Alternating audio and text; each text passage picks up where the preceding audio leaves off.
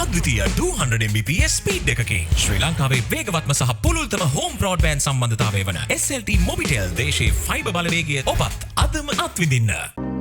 හරිම සුදුයි.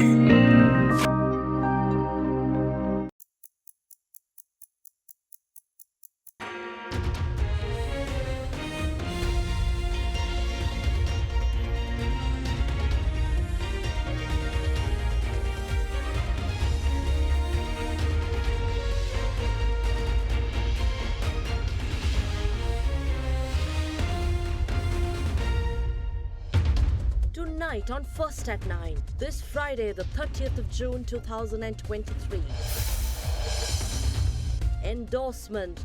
Committee on Public Finance approves the domestic debt optimization proposal. Parliament to debate tomorrow, but Samagi Jana Balavegya decides to vote against. Save SMEs. Failure to restructure domestic debt will affect SMEs, says President Ranil Wickremesinghe. Tariff drop. Public Utilities Commission approves a 14.2% tariff reduction across all categories. Disinflation. CCPI-based inflation reduces to 12% in June by over 13%. Alliance Finance මෙතුරු රන්නයි සේවාවෙන් රන් පවුම්කට රුපියල් 1,70,000ක ඉහළ අධිකාරම. ඔබේ විශ්වාසය දිනු සෙන්සුරයින් දැන් ළඟම ඇති ෆාමසියෙන් ලබාගත හැක. From AdaDerana, this is AdaDerana First at 9 with Indivari Amuata. Live from Studio 24 in Colombo. And a warm welcome. You're joining us on your prime time English news service on AdaDerana 24, and straight to your top story. Electricity tariffs will be revised downward for all categories with effect from tomorrow, with a sharp reduction for the lowest household consumption segment as well as for hotels and industrials. Accordingly, the Public Utilities Commission, following a meeting this afternoon, approved a 14.2% tariff reduction proposed by the Ceylon Electricity Board across all categories. As per the revised tariff rates approved by the Public Utilities Commission, the tariff for households utilizing 30 units or less will be subject to a 65% reduction. The current unit rate of 30 rupees will be reduced up to 10 rupees. For those who consume between 31 and 60 units, the existing unit price of 37 rupees will be reduced to 25 rupees. The 42 rupee unit price for families who consume units between 61 to 90 will be reduced to 35 rupees. Meanwhile, the existing unit prices of 50 rupees charged from the consumers who utilize 91 to 120 units and 121 to 180 units will remain the same. For religious places, the 30 rupee tariff per unit that was charged from establishments that consume electricity between 0 to 30 will be reduced to 10 rupees. The tariff per unit for the same category that uses units between 31 and 90 will be reduced to 20 rupees from the current 37 rupees. However, the existing unit price of 50 rupees will remain the same for religious places that consume over 180 units of electricity. Meanwhile, industries consuming units between 0 and 300 will be charged a unit price of 18 rupees from the existing 26 rupees. The 26 rupees charged from industries consuming over 300 units of electricity will be reduced to 25 rupees. A 26.3 tariff reduction will apply on the hotel sector, while the tariff on commercial buildings and government buildings will be reduced by 5% and 1% respectively. Meanwhile, the CEB has also announced a change in the fixed charges as well. Accordingly, the fixed charge for the first 30 units will be reduced from 400 rupees to 150 rupees. The fixed charge for 31 to 60 units will be reduced from 550 rupees to 300 rupees, while the charge for those who consume between 61 and 90 units will reduce to 400 rupees from the existing 650 rupees. The current fee of 1,500 rupees charged for those who consume between 91 to 120 units of electricity will be reduced to 1,000 rupees. The fixed monthly charge of 1,500 rupees for consumers between 121 to 180 units will remain the same. President Ranil Wickremesinghe says that the business community and trade unions are responsible for the education of the general public on debt restructuring. During a meeting with trade union representatives, the President said that the failure to restructure domestic debt will have a negative impact on small and medium-scale enterprises due to the rise in interest rates on debt repayment. The head of state also noted that construction sector activities will resume with the inflow of development activities and assistance funds following the domestic debt restructuring process. A meeting between President Ranil Wickremesinghe and the representatives of the trade unions was held at the Presidential Secretariat last evening. During the meeting, the head of state emphasized that both the business community and trade unions are responsible in educating members of the public on what domestic debt restructuring is. The President said that the failure to restructure domestic debt will have a negative impact on small and medium-scale enterprises due to the rise in interest rates on debt repayment. While guaranteeing the 9% interest on Employee Provident Fund beneficiaries, President Wickremesinghe assured that benefits that will be reaped in the future. He also highlighted that development assistance will flow into the country following the restructure of domestic debt, and activities related to the construction sector can resume with the usage of those funds. The President noted that the resumption of construction sector activities will create employment opportunities to the members of the public. In response to the remarks of the President, trade union representatives commended the government's decision to restructure domestic debt. And Central Bank Governor Dr. Nandalal Veerasinghe says the domestic debt optimization strategy can be implemented without causing harmful impact to any entity once approved by Parliament. He made these comments addressing a special discussion on domestic debt optimization last night. Treasury Secretary Mahinda Siriwardana meanwhile said the government revenue can be allocated for important matters once the domestic debt restructuring process is complete. තත්ත්වය යම්කිසි මට්ටමකට යහපත් අතට හැරිලා තියෙනවා. තමත් හැබැයි අපි ගැටලු ඉවර නැහැ. ආරාජ්‍ය ණය ප්‍රතිසංස්කරණය කිරීම තුළින් බලාපොරොත්තු වෙන්නේ යම්කිසි කාලයකට මේ ණය ගෙවීමේ කාලය දීර්ඝ කිරීම, එහෙම නැත්නම් ඒකට සම්බන්ධ පොලි අනුපාතය අඩු කර ගැනීම, එහෙමත් නැත්නම් විදේශයෙන් ගත්තොත් අපි ISBs කියනවා, ඒ වගේ අපි කියනවා hair cut යම්කිසි අඩු කිරීමක් කරගන්න. ඒ අංශයට පමණක්. ඒකෙන් වෙන අනිත් පැත්තෙන් ප්‍රතිඵලය තමයි අපිට හම්බෙන ආදායමෙන් සෑහෙන ප්‍රමාණයක් අපිට වෙනත් දේවල් වලට යොමු කරන්න අවස්ථාව හම්බෙනවා.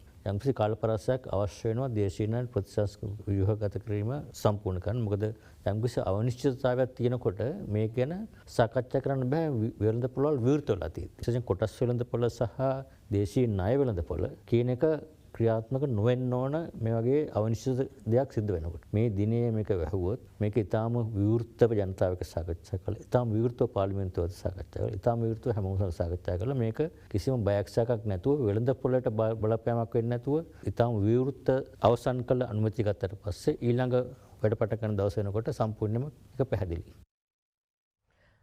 The Committee on Public Finance has given its approval for the proposed debt optimization program. The approval was made following discussions with stakeholders involved in the domestic debt optimization process during yesterday and today. Addressing media following the COPE meeting, State Minister of Finance Shahant Semasinghe said steps will be taken to pass the proposal in Parliament tomorrow. According to Parliament Communications Department, the proposal will be debated from 9:30 a.m. until 7:30 p.m. The Committee on Public Finance convened for the second consecutive day today to discuss on the government's domestic debt restructuring proposal. During the meeting, the committee approved the resolution on domestic debt optimization by a majority, subject to certain amendments made at the committee meeting. පාර්ලිමේන්තුවට ඉදිරිපත් කරන යෝජනාවලියේ මෙතෙක් තිබුණේ නැති නමුත් අලුතෙන් ඇතුළත් කරපු දේ තමයි බලාපොරොත්තු වෙන ණය කපා හැරීම එහෙමත් නැත්නම් කල් දැමීම එහෙමත් නැත්නම් පොලිය අඩු කිරීමේ ස්පෙસિෆික් එක. ඒ කියන්නේ මෙන්න මේ විදියට තමයි අර්ථසාධක අරමුදලට යම්කිසි විදියකට වෙනස් වීමක් සිද්ධ වෙන්න කියන එක. ඉතින් ඒකත් එකතු කරලා හෙට දිනේදී පාර්ලිමේන්තුවේ විවාදයට මේ යෝජනාවලිය ඉදිරිපත් කරන්න මුදල් කමිටුවේ සභාපතිවරයා හැටියට මම කටයුතු කරන්න බලාපොරොත්තු වෙනවා. නෑ දීර්ඝ සාකච්ඡාවකට පස්සේ කිතින සමහර කාරණා පිළිබඳව පැමිණිලා හිටපු නිලධාරීත් එක්ක සාකච්ඡා කළා කිසිදු වාද විවාදයකින් තොරව ඒක සම්මත වුණා. මේකේ පැහැදිලිවම බලය දීලා තියෙන්නේ මුදල් ඇමතිවරයාට තමුන් කැමති දෙයක් කරන්න. මේ ණය ප්‍රතිගත කරන්නේදී මේකට අපිට එකග වන්නට බෑ. ඒ නිසා කමිටුවක් වශයෙන් මේකට විරුද්ධත්වය පළ කරලා අපි කිව්වා නොහරි යෝජනාවක් ගේනවා නම් ඒ යෝජනාව ඉතාමත් පැහැදිලිව කියන්නට ඕනේ. මහා බැංකුව අධිපතිවරයා කියපු කතාවත් අන්තර්ගත කරලා තමයි යෝජනාව ගෙනෙන්න ඕනේ කියන කාරණේ. ඉතින් අපි දන්නේ හෙට මොනවා කරාවිද කියලා. මුදල් කමිටුවේදී සනාත වුණ දෙයක් තමයි සේවක බාරකාර අරමුදලේ ප්‍රධානීන්වත් සේවානුක්තිකයන්ගේ බාරකාර අරමුදලේ ප්‍රධානියාවත් මේ යෝජනා පිළිබඳ තවම කිසිවක් දන්නේ නැහැ. ඔවුන්ට මේ වෙනතෙක් නිල වශයෙන් ලිඛිතව මේ පිළිබඳව දැනුම් දීමක් කරලත් නැහැ. ඒකෙන් පැහැදිලි මේ රටේ පුද්ගලිකාංශයේ සේවකයන්ගේ ඒ සේවකයන්ගේ අයිතිවාසිකමක් ඇත්තරම කප්පාදු කිරීමක් මේ හරහා පැහැදිලිව සිද්ධ වෙනවා. මේ යෝජනාවම අරගෙන ආවේ මේ රටේ බැංකු පද්ධතියට විශේෂයෙන්ම අපේ රටේ තැන්පත්කරුවන්ට හානියක් නොවෙන්නත් ඒ වගේම අත්සාධක අරමුදලට හානියක් නොවෙන්නත්. ඉතින් ඒ හින්දා මේක තමයි ලබා දෙන්න පුළුවන් හොඳම විසඳුම. ඉතින් මේ හොඳම විසඳුමට ගමන් කරන්න රජය කටයුතු කරා. ඉතින් මම හිතන්නේ මේකට විරුද්ධ වීම සදාචාරාත්මකව. ඒ කියන්නේ ආර්ථිකය ස්ථාවර කිරීමක් සහ වර්ධනයක් වෙත දකින්න ඕන කෙනෙකුට සදාචාරාත්මකව විරුද්ධ වෙන්න බෑ. දැන් ඔබතුමාලා දැන් හෙට දිනේදී මොකද්ද අතරම සිදු වෙන්නේ මොකද්ද? අපි මේක බහුතර ඡන්දෙන් සම්මත කරනවා පාර්ලිමේන්තුවේ. Parliamentarians of the Samagi Jana Balawegya, Nalin Bandara says his party will be voting against the domestic debt optimization strategy of the government. Meanwhile, SLPP parliamentarian Professor Ranjit Bandara said that the DDO strategy needs to be seriously considered in order to restore economic stability. With that, here are some views expressed at political stage pertaining to the domestic debt optimization strategy of the government. දේශීය ණය ප්‍රතිව්‍යුහගතකරණය කිරීම ගැන සෙනසුරාදා ඉරිදා පාර්ලිමේන්තුව සාකච්ඡා කරනවා. රටේ නිවාඩු දවස් දෙකේ පාර්ලිමේන්තුව වැඩ ඉතිහාසයේ පළවෙනි වතාවට. ඇයි ඒ කාටවත් උසාවියන්න හම්බෙන්නේ නැහැ. සෙනසුරාදා ඉරිදා ගෙනාවා සම්මත කරගත්තා. සෙනසුරාදාට තමයි අපිට දැනගන්න වෙන්නේ මොකද්ද හරියටම කරන්න යන්නේ කියලා. මේ විෂය පිළිබඳව අනවබෝධයෙන් කටයුතු කරන පිරිස් රජයේ විසින් ගනු ලබන වැදගත් වැඩපිළිවෙළවල් දේශපාලනීකරණයට භාජනය කරන්න උත්සාහ කරනවා. අපිට වෙන විකල්පයක් නැහැ. අපි කැමති වුණත් අකමැති වුණත් කවුරු බලයට ආවත් මේ ප්‍රතිසංස්කරණ වෙත අපි යා යුතු වෙනවා. ඒ නිසා මහ බැංකුව තීන්දුව කරා බිල්ස් බොන්ඩ්ස් බවට පත් කරගන්න, බොන්ඩ්ස් වල මැචුරිටි ටර්ම් එක දික් කරගන්නත් EPF එක කොන්ට්‍රිබියුටර්ස්ලාට ඒවට දායක වෙච්ච අයට ගෙවන පොලි අනුපාතිකය ඒ ආකාරයටම පවත්වාගෙන යන්න. මේ දේශීය ණය ප්‍රතිව්‍යුහගත කිරීම සඳහා මහ බැංකුව යෝජනා කරන මේ වැඩපිළිවෙල අපි පක්ෂ පාට ભેදයකින් තොරව සැලකිල්ලට ගත යුතු වැදගත් කාරණයක්. මේ රටේ ආර්ථිකය යම් කිසි ස්ථාවර ස්ථානයකට අපි අරගෙන යන්න කල්පනා කරනවා. අපේ තියෙන EPF එක ETF එක ඒවට හානි වෙන ආකාරයෙන් නම් මේ ගනුදෙනුව සිදු වෙන්නේ අපිට කීරවත් ඒකට එකක වෙන්න බෑ. රනිල් වික්‍රමසිංහ මැතිතුමා ඇතුළු මේ කණ්ඩායම වැරදි ගනුදෙනුවක් තමයි IMF එකත් එක්ක කරලා තියෙන්නේ. වැරදි එකකතාව වලට ලැබලා තිනවා. අපි ඒ එකකතාව වලට අපි එකක නෑ. අපි ඒ නිසා අනිවාර්යෙන් මේ යෝජනාව පරාජය Amid rupee appreciation, Sri Lanka's inflation eases to 12% in June from 25% to % in the month of May. Details after this break.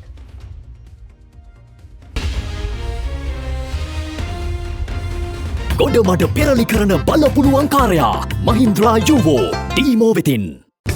වැඩම ගොඩයි ගොඩම තමයි ස්වරාජ් ට්‍රැක්ටර් ඩීමෝ වෙතින්.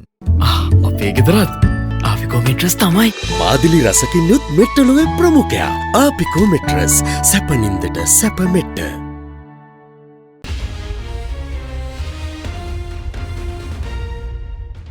Welcome back to the news. Prime Minister Dinesh Gunawardena says China's Belt and Road Initiative is an important project for new economic development for the whole of Asia. During an interview with China's CGTN, the Sri Lankan Premier said China is a great contributor in terms of investment to developing economies. This year marks the Belt and Road Initiative, the 10th anniversary. China's out. The BRI is an initiative that will bring the world together to benefit with a shared future.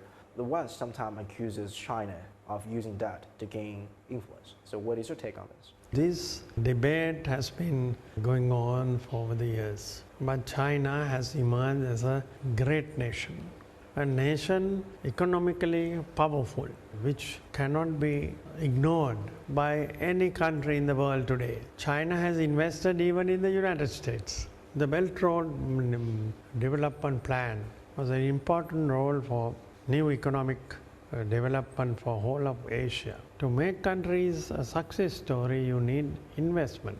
China is a great contributor to this new world economy that is growing. It is a strong base for covering the life of few billions of people in the world. Minister of Foreign Affairs Ali Sabri says that Sri Lanka is looking forward to expanding the mutually beneficial partnership with China. Speaking at a media briefing in China, the minister emphasized China's role in Sri Lanka's economic recovery in its growth phase. Minister Ali Sabri said that Sri Lanka is addressing issues in getting back to a sustainable way forward by overcoming prevailing issues. Minister of Foreign Affairs Ali Sabri said that Sri Lanka looks forward to expanding the mutually beneficial partnership with China, emphasizing on China's investments in recent years. Speaking at a media briefing at the Sri Lankan embassy in Beijing during his visit to China, Minister Sabri reviewed Sri Lanka's relationship with China and how the support given by China has helped Sri Lanka to develop its economy and trade. Minister Ali Sabri also refuted the hype in some media reports which have claimed that China's Belt and Road Initiative has pushed Sri Lanka into a debt trap. During the briefing, Minister Ali Sabri reiterated that Chinese investments propelled the growth in Sri Lanka when no investment was forthcoming, adding that Sri Lanka is grateful for that. The minister said that most of the investments in Sri Lanka in the last decade or two were from China, ranging from industrial facilities and technological support to agriculture and education. He further noted that Chinese investment is important not only for the growth of Sri Lanka but also for many other developing countries. Speaking about Sri Lanka's economy, the foreign minister said Sri Lanka is addressing issues such as bad policies, overcoming them and getting back to a sustainable way forward. He emphasized on the importance of Chinese investments for its contribution to the growth phase in the economic recovery of Sri Lanka. Minister Ali Sabri said China will continue to be a partner in progress of Sri Lanka in the future.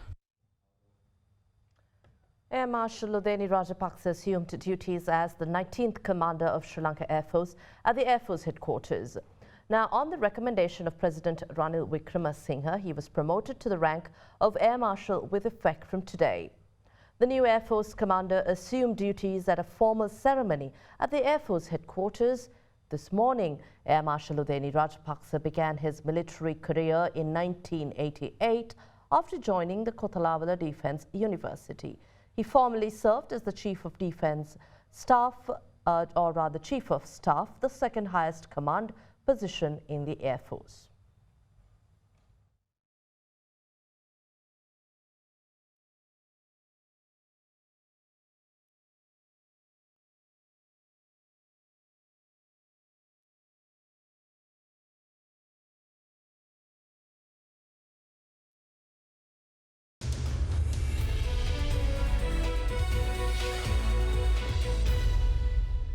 Taking you to business news, the Colombo Consumer Price Index based headline inflation in Sri Lanka reduced to 12% in the month of June from 25% recorded in May this year. The inflation for June is an 13.2% drop compared to the previous month. The Department of Census and Statistics said that the year-on-year inflation of the food group dropped to 4.1%, while the non-food group's year-on-year inflation dropped to 16.2%. Of Census and Statistics, headline inflation as measured by the Colombo Consumer Price Index on a year-on-year basis reduced to 12% in June this year from 25.2% in May. The report noted that the year-on-year inflation of the food group dropped to 4.1% from 21.5% in May.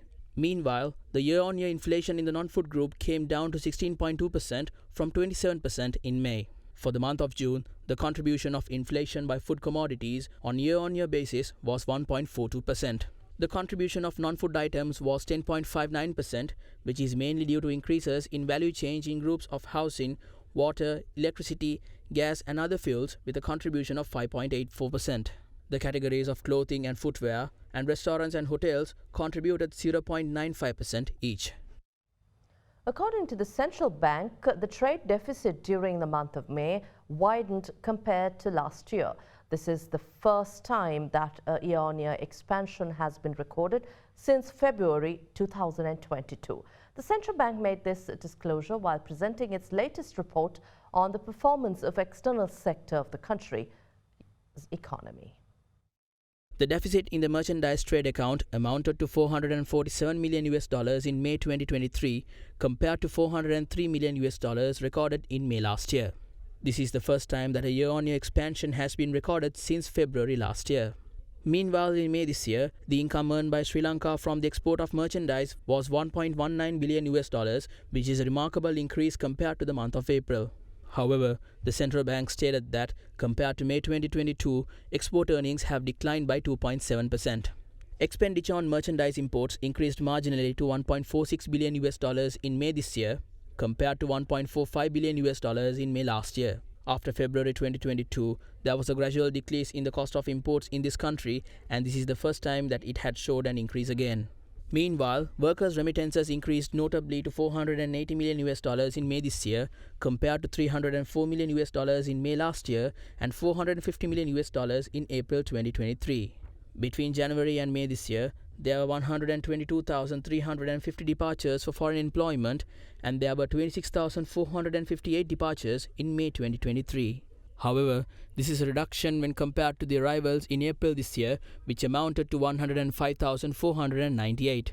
In the meantime, there were 524,486 cumulative tourist arrivals between January and May 2023, which is an increase from 378,521 arrivals during the same time period last year. Earnings from tourism in May 2023 were estimated at $131 million in comparison to $167 million in the previous month and $44 million in the corresponding month in the previous year. And that wraps up tonight's edition of First at 9 on AdaDerana 24. I'm Indivari Amuwatta. Have a pleasant evening. Good night.